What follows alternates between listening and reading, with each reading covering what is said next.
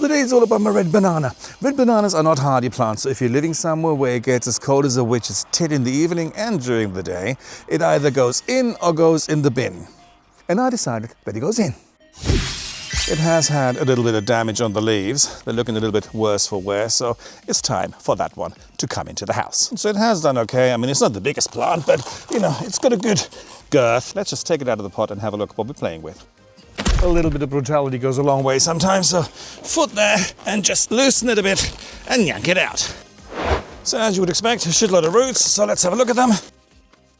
It never ceases to amaze me how little roots they actually have. They look like beautiful dreadlocks. The possibilities you have with red bananas, you can either dry store them, meaning cutting all the roots off, draining all the water out of them, and then pretty much put them in the basement. What I'm going to do, I'm going to trim the roots a little bit and make sure that there's no bugs in there, because there was a shitload of slug eggs in the actual pot. I'm going to be potting this one up and it's going to go into my office. Every single time when you do this, make sure that you get rid of all the old soil, so to have less bugs in the house. And then, you know, trim the roots a little bit, repot with fresh soil, and there you go.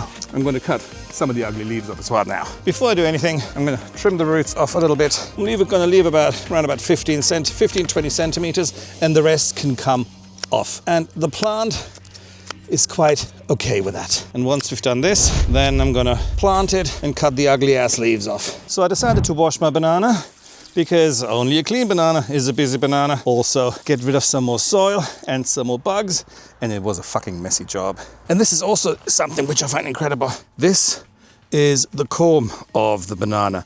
And with red bananas, if you would want to propagate, you have to cut them. I'll link the video of how to propagate these, and it's just incredible. This is the heart of the plant. So, however, and look at it, it fits perfectly fine in here. Once I put more soil in it, so I domed it a little bit in the middle so that the corm can actually sit on it. My tit is wet. Pretty it is not yet, but it will be. The best tool to use to cut the leaves off is a bread knife. And I know what you're thinking, what the fuck, there's nothing left. Trust me, it will grow leaves quite quickly. Also, first of all, the leaves looked like shit. Second of all, they had a lot of bugs still on them. And you also will find that there is the odd snail still stuck in between the leaves. This is pretty much it. Now I'm just going to schlep that thing into my office, and there you go. This is how you can overwinter an Ensete Ventricosum Maurelii, or just red banana. Anyway, that's me for today, and I shall talk to you guys later. Bye.